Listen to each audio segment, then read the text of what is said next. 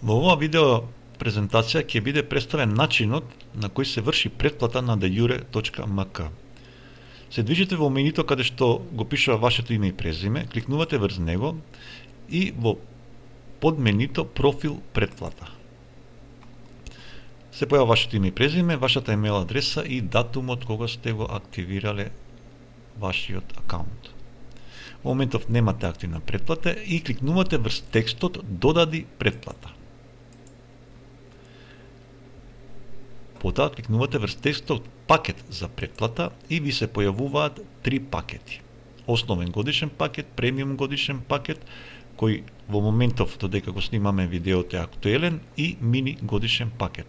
Доколку се определите за премиум годишен пакет, кликнувате врз него и забележувате. Добивате две можности за плаќање, преку профактура и со картичка. Доколку се определите за картичка, кликнувате врз плати со картичка, ви се отвара каси системот и може да извршите плаќање со картичка.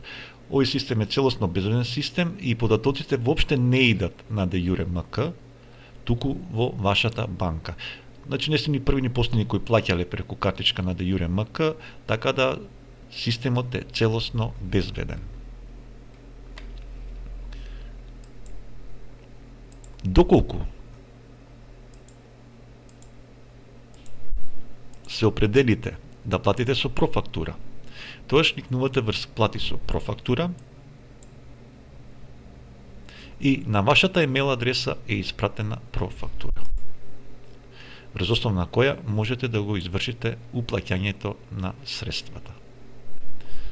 Откако тоа сте го завршиле, вие можете да го користите dejure.mk. Ова беше објаснувањето како се врши претплата на dejure.mk. Ви благодарам за вниманието.